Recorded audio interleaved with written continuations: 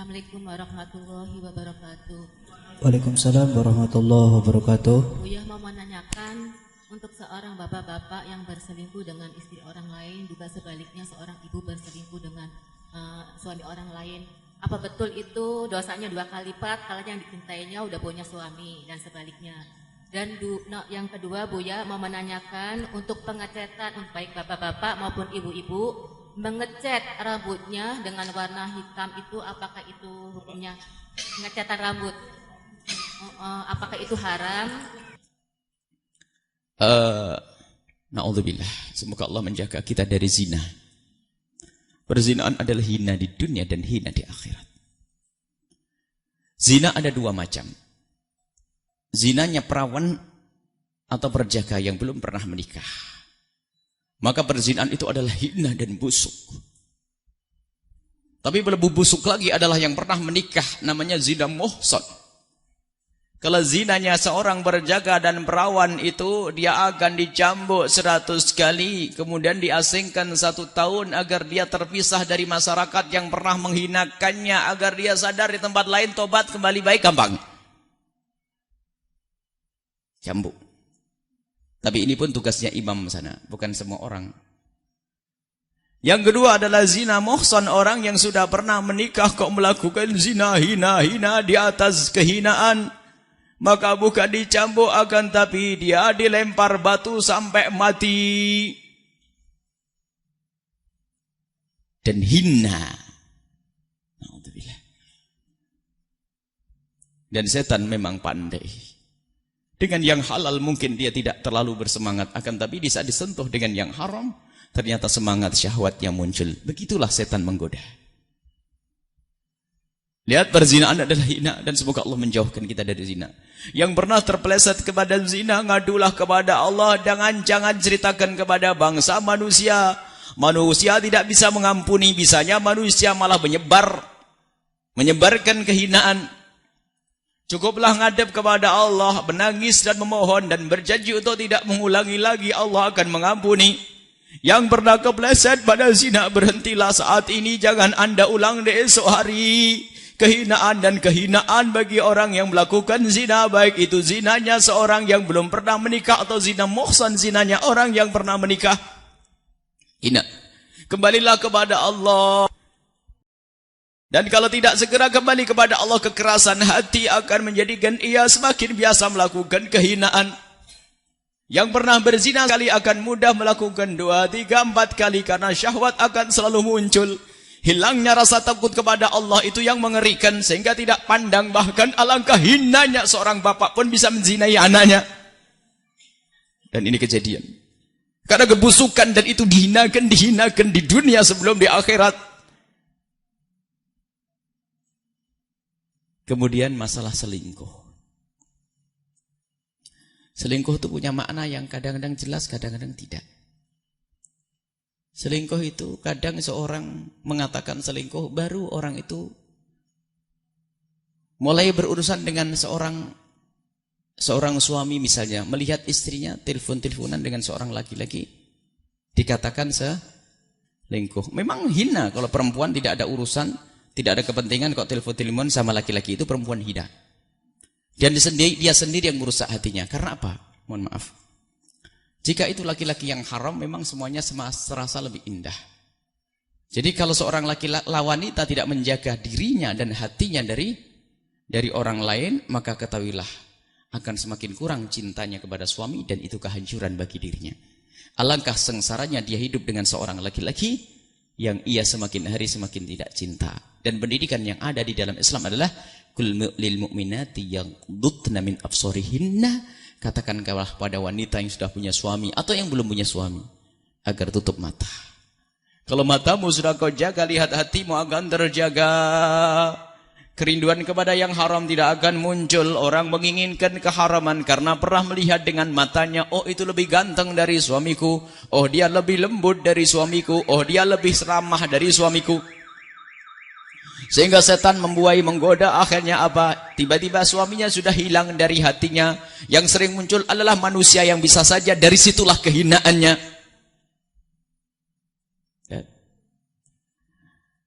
Istilah selingkuh mohon jangan sering kita menggunakan kalimat selingkuh. Memang dia melakukan kesalahan sebab selingkuh kadang dimaknai berzinaan. Seorang istri kadang mengatakan suamiku selingkuh. Kadang-kadang kita tanya selingkuh bagaimana, Pak? Bu, selingkuh bagaimana? Berzina? Enggak. Bagaimana engkau katakan selingkuh? Seorang suami menuduh istrinya berzina pun dosanya gede. Seorang istri mengatakan suaminya berzina pun dosa gede. Sama. Masuk bab qadhf. Menyebut orang berzina tanpa bukti pun adalah dosa gede. Kalau ada orang mengatakan si A berzina, maka dia dituntut harus mendatangkan 4 saksi. Kalau tidak mendatangkan 4 saksi, maka dicambuk 80 kali. Hadul qadhf. Ada 3 orang melihat orang berzina dan kelihatan di matanya dia berzina. 3 orang. Datang ke hakim, ya hakim, aku melihat tetanggaku berzina. Hakim bertanya, berapa orang yang bersamamu? Kami bertiga melihat tetanggaku berzina. Bertiga dok? Iya wahai hakim. Baik, engkau yang akan aku cambuk. Karena nama perzinaan itu memang ditutup. Kalau kita melihat perzinaan seseorang, lihat, na'udzubillah. Semoga kita tidak pernah melihat. Amin. Kalau Anda melihat perzinaan seseorang, baik melihat dengan matamu, atau melihat dengan telingamu, artinya mendengar seseorang berzina dengan pengakuannya, tutup. Dan jangan bercerita kepada siapapun. Kalau Anda cerita kepada satu manusia, Anda membawa dosanya. Allah. Makanya paling berat kalau ada orang curhat masalah perzinaan. Karena kami pun harus menjaga. Tidak boleh bercerita kepada istri yang sangat kita cintai pun tidak boleh. Yang sangat kita percaya. Awas, itu amanat wahai para ustadz. Bantulah orang yang berzina untuk kembali kepada Allah. Ajari mereka menutup aurat mereka, menutup aib mereka, menutup dosa mereka. Agar mereka cepat kembali dan sadar kepada Allah. Jadi dosanya gede kalau orang melakukan berzinaan. Selingkuh dosanya gede luar biasa. Khianat kepada Allah dan khianat kepada pasangan. Makanya hukumnya adalah dirajam, dilempar batu sampai mati. Lagi-lagi orang di luar Islam mengatakan, wah, cuman berzinaan sampai dihukum mati. Sampai dirajam sampai mati. Ada ini orang barat sana, orang-orang kafir itu mengkritik Islam, orang berzina saja selingkuh sampai dihukum mati. Setelah itu saya sadar, kami sadar, nggak ada orang sebodoh mereka itu. Lalu mau dibayar berapa? Hei, istrimu aku zinai 100 juta. Alangkah bodohnya seorang laki-laki yang istrinya rela dizinai hanya 100 juta. Terus hukum apa? Saya siap di penjara 3 bulan, saya mau berzina dengan istrimu. Kalau laki-laki punya cemburu, jangan kurang ajar kamu. Istriku kehormatanku. Kau berani-berani aku bunuh kau. Kan begitu. Islam itu indah, hebat. Artinya bukan pembunuhan yang diinginkan. Maksudnya agar kita menjauh daripada perzinaan. Tapi mereka mengatakan, aku itu saja kok dibunuh. Terus apa yang paling bagus? Ada hukum kisos di dalam Islam. Kisos adalah bertentangan dengan hak asasi iblis. Manusia. Manusia iblis. Manusia, hak asasi manusia. Manusia siapa? Katanya kisos itu hukum bunuh, tidak benar, bertentangan dengan hak asasi manusia. Tanyakan kepada mereka itu. Loh, yang paling pantas apa hukumannya? Penjara. Duit orang kaya. Kalau cuma 1 miliar bagi orang yang punya 100 miliar, maka kecil. Apakah rela? Ibumu akan aku bunuh, aku bayar 100 juta. Boleh? Kurang ajar bener. Islam indah, adil. Hukum kisos adalah untuk menjaga kehidupan. Kalau orang ngerti di saat membunuh akan dibunuh, dia tidak akan membunuh. Walakum fil kisosi hayatun. Di dalam kisos ada kehidupan. Hukuman yang ada di dalam Islam bukan tujuan. Akan tapi lihat, hukuman di dalam Islam adalah untuk menghentikan kemungkaran. Sehingga tidak ada denda di dalam Islam. Hukuman di dalam Islam tidak ada denda. Dan ini disepakati ulama 4 madhab. Hanya sayangnya salah. Kadang ada pondok muridnya terlambat didenda. Haram hukumnya 4 madhab. Ulama semua mengatakan, kecuali yang dinukil dari beberapa ulama akhir zaman, dan itu dikatakan salah oleh yang ini. Sebab hukuman dengan denda itu malah mengajari jahat. Kadang-kadang berkata, kok nggak ada yang langgar, nggak ada pemasukan dong. Dan memang menghukum dengan denda tidak diperkenankan. Kalau di Indonesia diterapkan yang nggak punya SIM masuk penjara seminggu, beli SIM semua. Wahai Pak Polisi yang kami hormati. Kalau pengen menertibkan lalu lintas, jangan minta duit di tengah jalan atau jangan didenda di kantor. Yang langgar undang-undang lalu lintas masuk penjara. Ayo, ada yang langgar esok hari?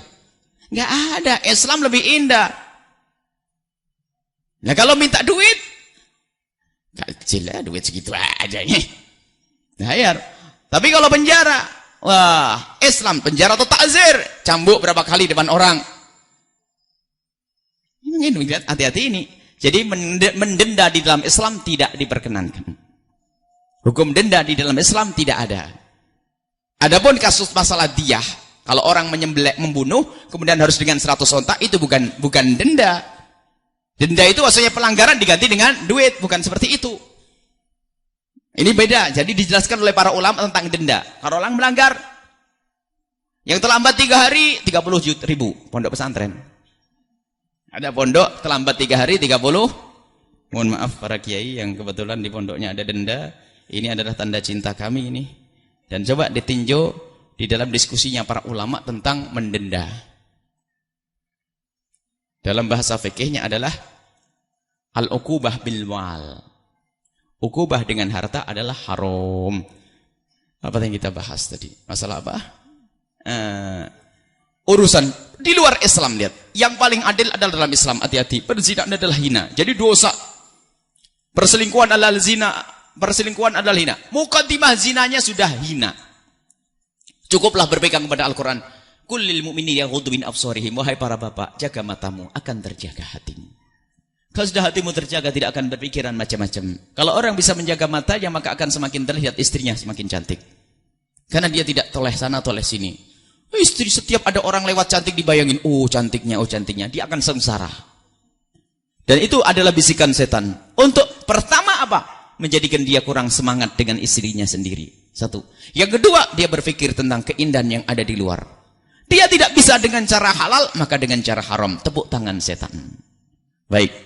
Kemudian masalah menyemir rambut. Sudah jelas para ulama itu menjelaskan bahwa menyemir rambut dengan hitam adalah haram kecuali yang dinukil dari Imam Bukhari dan Imam An-Nawawi dalam sebagian riwayat dari beliau.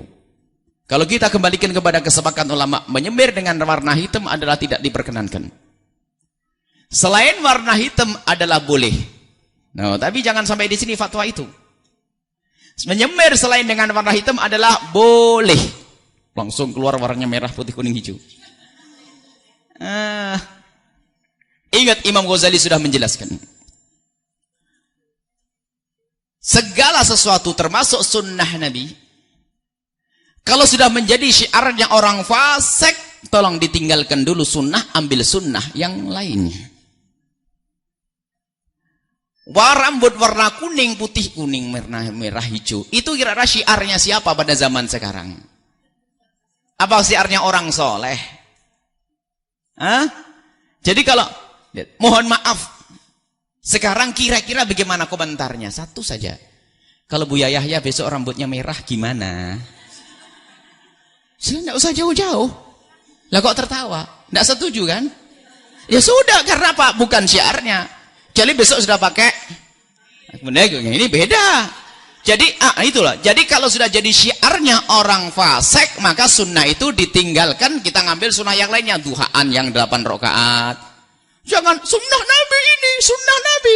Rambutnya tok. Lebih dari itu sudah rambutnya merah dibuka di depan umum. Yang tidak dibuka pun lihat. Apalagi para uswatun hasanah. Jujur, bunyainya rambutnya merah. Memang tidak haram secara fikih, akan tapi secara akhlak, lihat dia mengajari untuk kita mengidolakan orang yang rambutnya merah.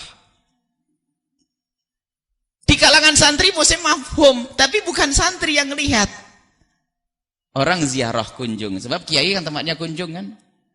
Tak taunya ada orang-orang ya para pengunjung. Tak taunya waktu di kamarnya bunyainya sama bunyainya lihat bunyai rambutnya merah. Pulang ke rumah bukan dapat ilmunya, tapi niru rambutnya merah. Lihat, hati-hati bunyai. Bunyai lagi. Mulai tadi kok kiai sama bunyai yang kena. Nah, lihat syiarnya orang fasik kata Imam Ghazali dalam Adab sama, lihat dalam kitab Ihya-nya. Kalau sunnah Nabi itu menjadi syiarnya orang fasik, tolong tinggalkan dulu, ngambil sunnah yang lainnya. Dan jujur katakan kepada mereka yang mengecat rambutnya merah, apakah benar dia jujur? Apakah benar karena niru Rasul? Atau hanya karena kemarin lihat itu artis yang joget-joget rambutnya merah bagus. Sebab kalau rambut pirang katanya orang barat, biarpun hidungnya pesek kulitnya hitam. Kadang-kadang orang itu nggak sadar itu ya. Jadi sebetulnya dia bukan niru Nabi Muhammad tapi niru orang kafir. Lihat, cobalah perhatikan ini semua. Jadi nggak ada perlu rambut merah, putih, kuning, hijau, nggak usah. Biasa saja ya. Apa yang Allah berikan kepada Anda, maka dan menyemir hitam jika ada tujuan misalnya untuk kesehatan, atau ada Imam Baghawi dan Nawawi memperkenankan kalau memang aslinya hitam, tapi jumhur ulama mengatakan hidabu sya'ri bisawadi haramun, menyemir rambut dengan hitam adalah haram ya. Menyemir rambut dengan hitam adalah haram kecuali untuk keadaan tertentu. Keadaan tertentu. Dan itu pun hanya untuk orang tertentu. Seorang istri yang pengen terlihat lebih cantik misalnya, tapi haram amanat. Jika engkau menyemir rambut dilihat oleh tetanggamu, masuk neraka dengan semir rambutmu. Akan tapi barangkali ya, kelihatan pengen itu pun ikut pendapat lemah.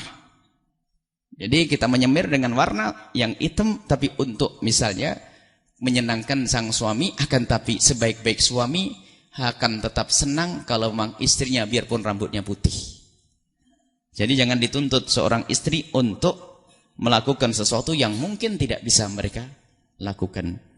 Nah kalau istri semakin tua secara otomatis rambutnya putih. Kan kurang ajar. Aku benci kamu gara-gara rambutmu putih. Masalah. Jadi biarkan rambutnya putih biar semakin ingat bahwasanya kita semua dekat dengan kubur.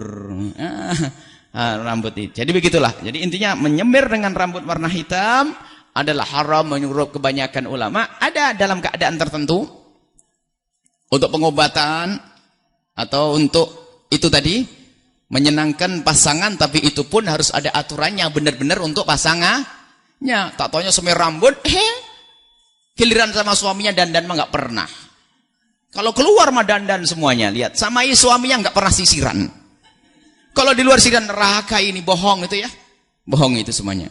Maka tetap lebih baik kita ikut kebanyakan ulama, sudahlah biarkan putih di kepalamu itu menyala-nyala. Dalam bahasa Arab pun wasta'alar, menyala. Ar-ra'su kepala syaiba dengan uban-uban, tambah wibawa.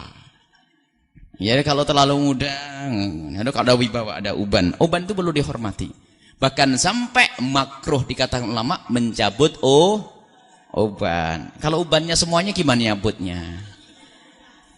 Nggak usah dicabut ubannya ya, biarkan saja begitu. Baik, ini saja masalah menyemir rambut warna putih, kuning, hijau. Saat ini menjadi syiarnya orang fasik.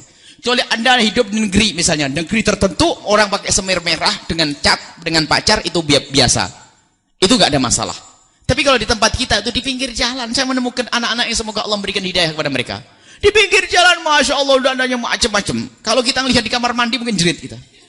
Itu rambutnya merah ini semuanya. Itukah yang kita tiru? Atau yang di panggung jingkrak-jingkrak itu? Jadi tolong wahai para mufti, para ustadz, kalau menyampaikan fatwa harus dibarengi dengan irsyad, petunjuk. Jangan langsung hanya fatwa. Nyemir dengan hitam haram, selain hitam adalah boleh. Besok jamaah merah semuanya, bingung. Ya. Baik, ini saja. Ini Fadilatul Syekh. Mau ditambah? Insyaallah.